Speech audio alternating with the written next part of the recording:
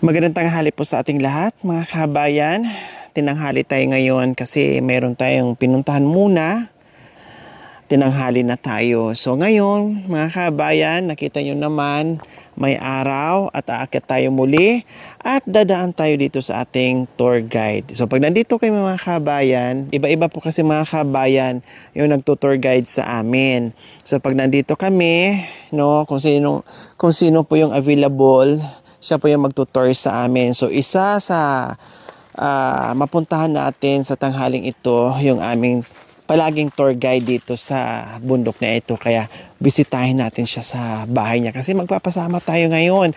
Kasi meron na naman tayong bitbitin at pupuntahan malayo at kabisado niya dito pasikot-sikot. Dito po yung kanilang bahay.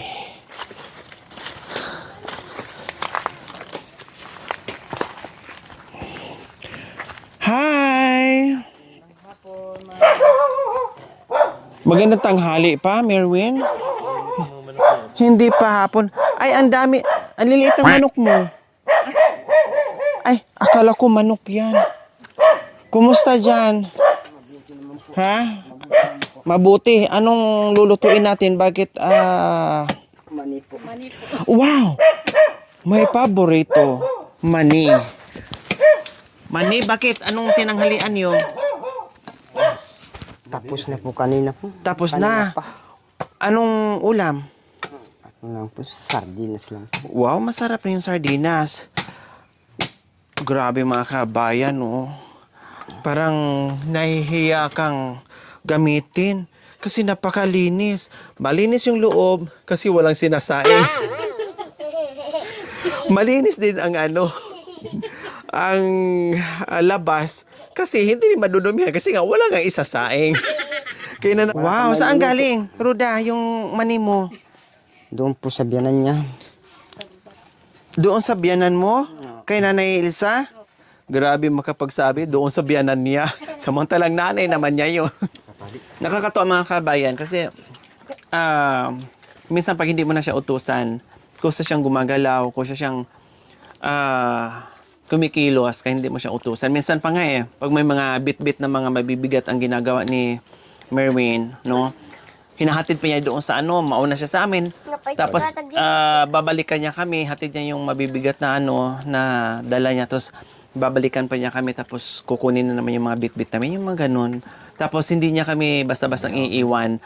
Halimbawa, pag nauna siya doon sa unahan, aantayin niya kami o kaya hahanapin o antayin niya.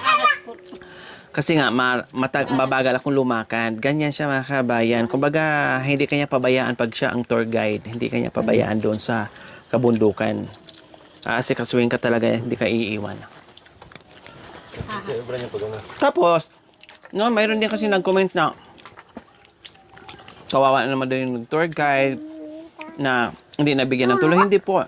Tuwing tour guide po ni Kuya Merwin o kung sino man, basta mag-tour sa amin o kasama sa team, hindi po pwede. Pinapakain namin, kasama pati pamilya, hindi yun nakikita minsan. No?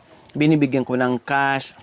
So, ganun po yung ginagawa namin. Kaya pag may tour guide, ay matik po yon, pinapakain, binibigyan ng cash, hindi pwedeng wala po. Kasi pagdating sa akin, alam nyo naman po ay talagang hindi baling, kumbaga, kakainin ko na ibibigay ko pa sa iba. Ganun po mga kabayan. Pati yung team po mga kabayan, sabihin nila, kawawa naman yung cameraman, hindi kumakain. Hindi po pwede. Hindi lang talaga pwede magsabay ang dalawang cameraman natin. Kasi, sino magkakamera sa akin? 'Di ba? Kaya palitan. Minsan, pag hindi nyo nakita na yung isang cameraman na hindi kumakain, pero nakatabi na po yun, nakaseparate na po yun. O, meron na pong pagkain para sa kanya. Minsan, palitan silang dalawa. Minsan, nakaseparate po. Hindi pwedeng may magutom sa team.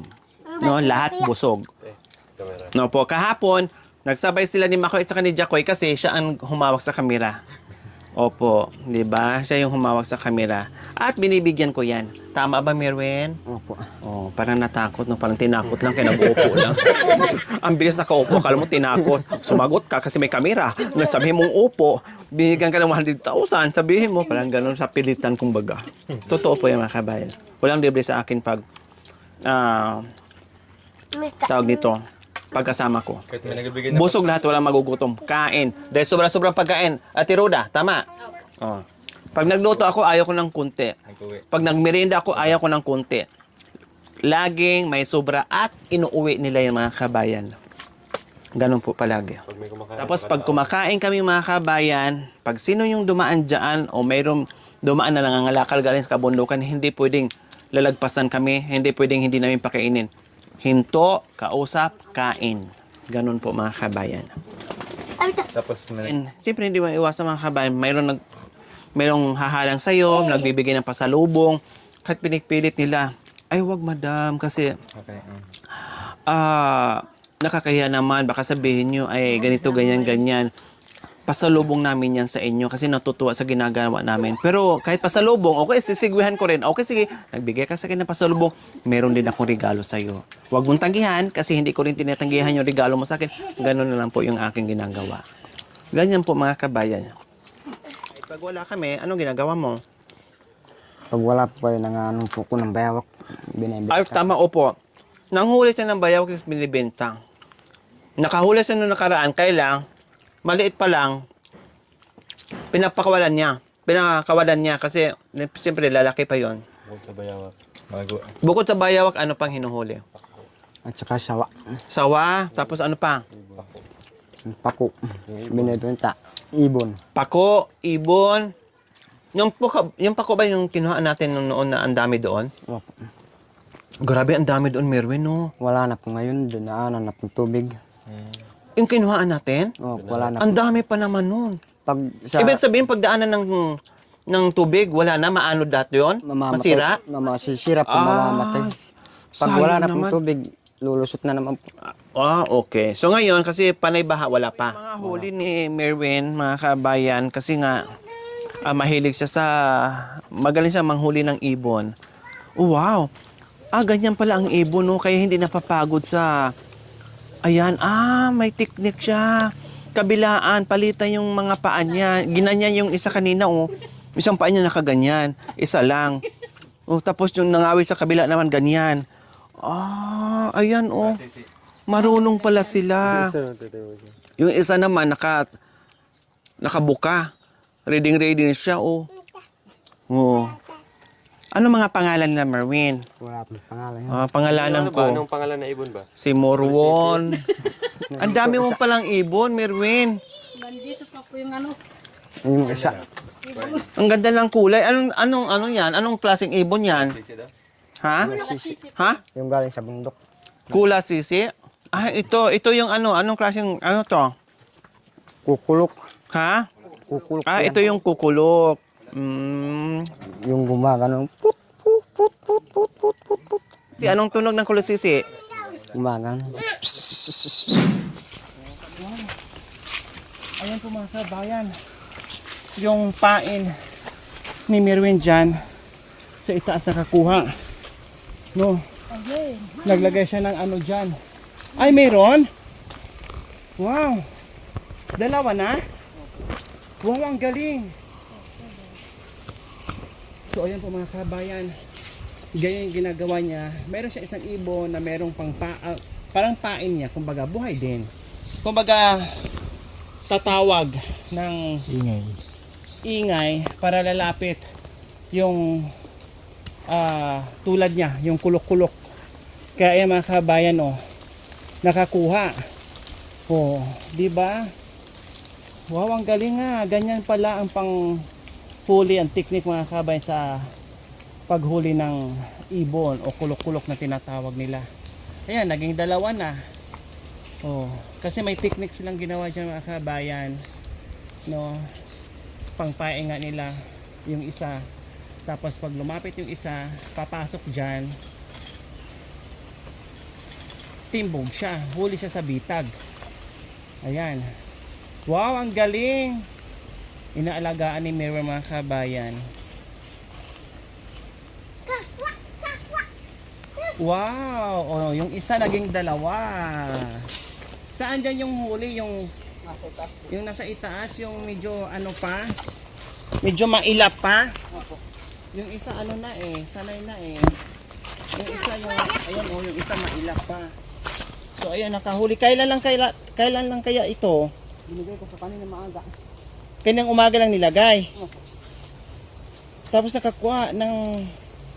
nakakuha ka agad? Ang bilis naman. Ilan ang kulok-kulok mo, Win? Pang ilan na yan? Pangatlo na yan. Tuwing umaga, sinasabit mo dyan. Tara.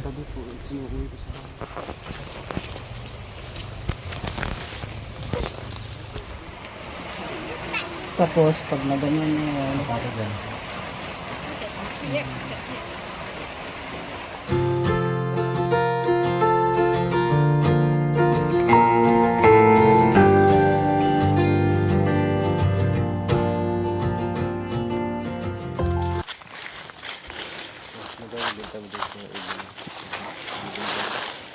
Merwin, Ano po? yung mga ibon mo, binibinta mo yon?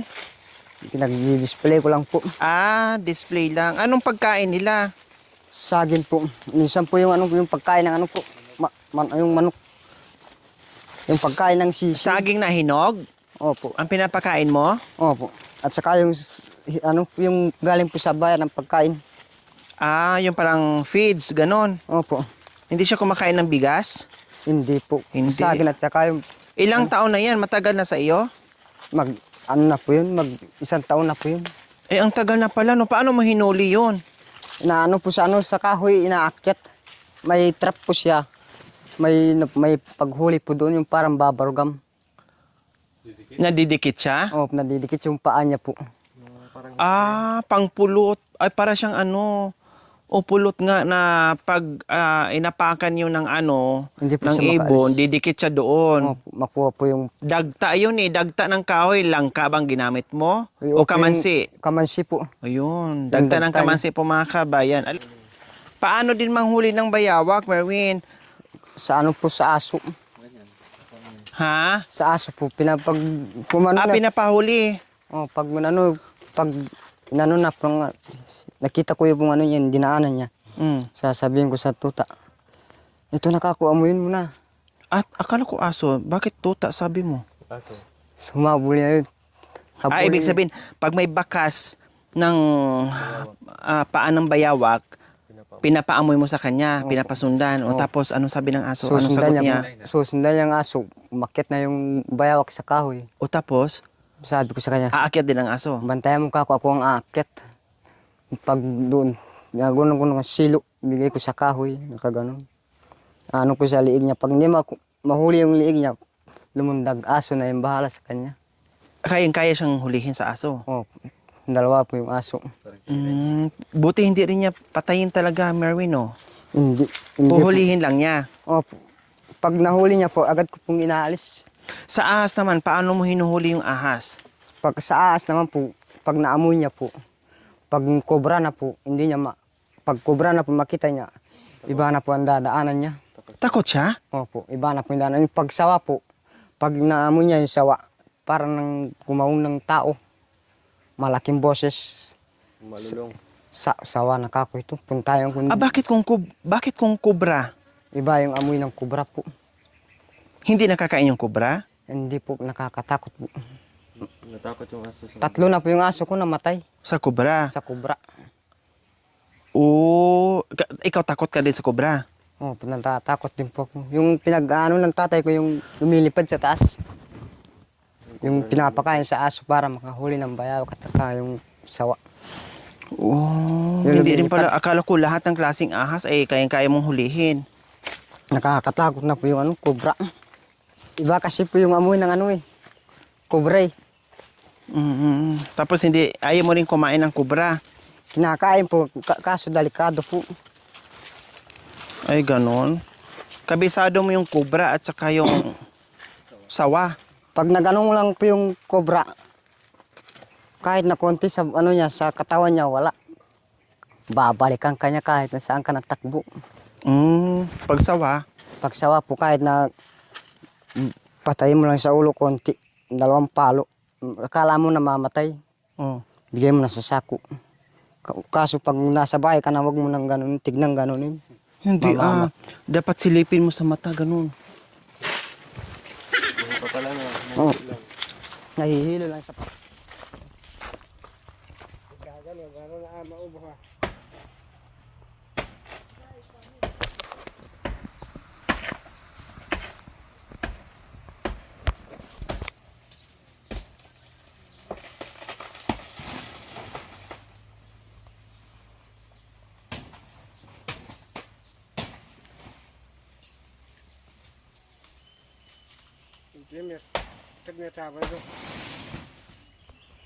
Kala ko si Ate Elsa andyan.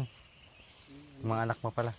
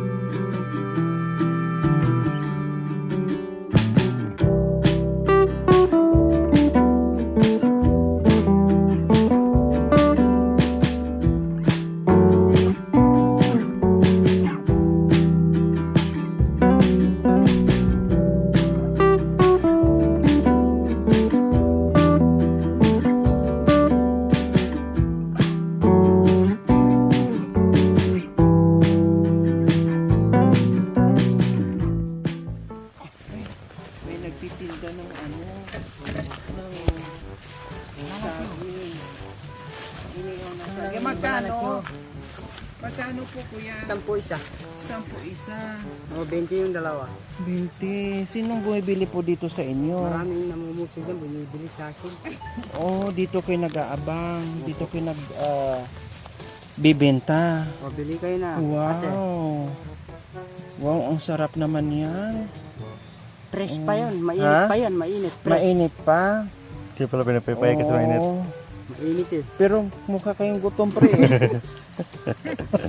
Oo, ate. Ate. Wag na. Bilhin ko lang kayo na kumain. Mukha kayong gutom kasi sa akin eh. Siguro pre, lamukin na lang kayo dito. Hindi pa mabinta yan. Hindi pa naubos yung saging nyo. Naubos na kayo sa lamok. Marami pa yan. Nandito. Ay, marami yan. Sabi ko nga sa inyo eh, maubos lang kayo sa lamok. Hindi pa yan mabinta yung bananak nyo dito sa kabundukan. Saan kayo? Asa.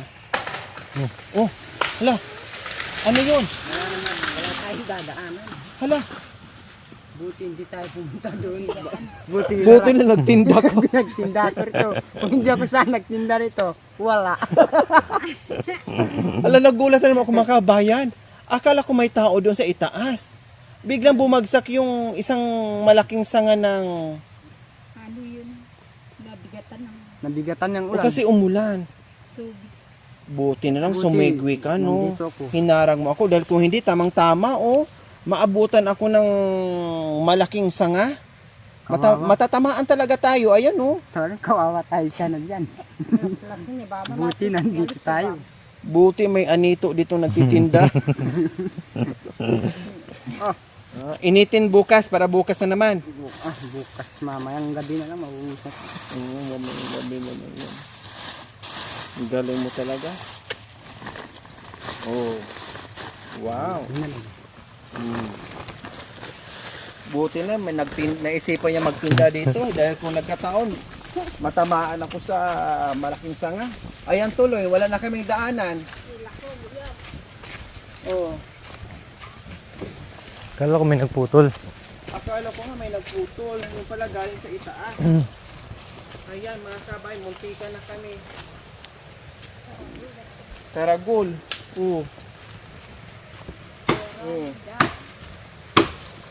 Nabigatan, no? Pero ang laki naman. Ang laki, oh.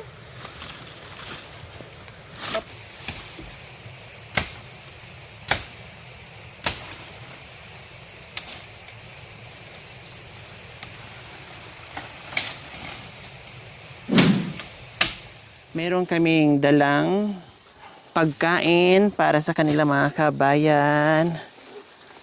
Kore. Yuk. Iinom na rin ako. Nauhaw na ako. Yuk. Yehey! Meron kaming Jollibee! Oh, bakit? Ha? Bakit? Kore. Si Mary sa Jollibee. Ah! First time daw. Wow! First time daw. Oh, pray ka muna, Merwin, bago tayo kakain. Obi, oh. Panginoon, salamat po sa pagkain na po binigay sa amin. Maraming salamat po. Sana po hindi kayo po magsawa sa lahat ng mga tutulungan nyo. Kahit na saan pong dulo pinupuntahan nyo. Sana po walang nakamahad lang po sa inyo. Sana po tulungan nyo po sila.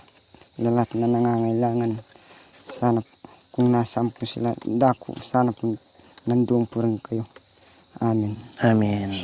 Okay, sige, kain. Okay, oh. Ipot. Oh, kain kayo, ha? Oh. Ito na. Nakagam na. So, ayan.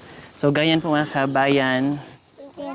No, sabi ko nga po ay pag nag-guide sa amin si Merwin, no, minsan kasama yung mga asawa pag medyo malapit or sinasama talaga namin or sumasama sila para pag sa kainan mga kabayan kasi marami akong niluluto ay kasama sila. No, hindi nyo lang po minsan nakikita. Pero maraming videos dito na nakikita nyo sila na laging kasama. Pag hindi nahagip sa camera, nandiyan lang sila sa tabi-tabi kumakain habang busy kami. So, ganyan. So, ngayon, dahil grabe ding effort ni Merwin sa atin, no, tuwing paglalakbay dito, nandiyan siya sa hirap at ginhawa, kaya pasiyahin naman din natin yung kanyang pamilya. O, kain lang kayo dyan para busog. Walang silipot? Basta Jollibee, kahit wala sili. Ha? Walang silipot?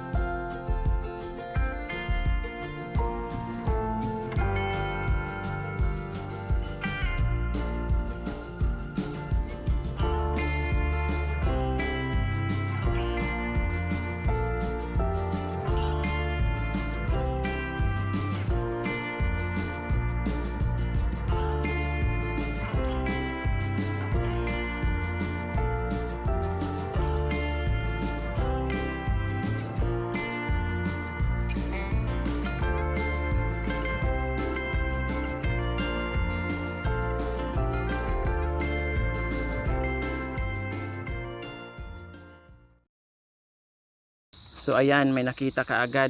Hindi na tayo mahirapan dahil nandito lang sa labas ng puno ng mga kawayan. Tandaan nyo po mga kabayan ha, iba't ibang klaseng kawayan. May buho, merong matinik na kawayan katulad niyan, may kawayan na walang tinik, no? Pag matinik, yan ang masarap na labong. Pag walang tinik, hindi masarap, mapait. Yung iba hindi nakakain daw.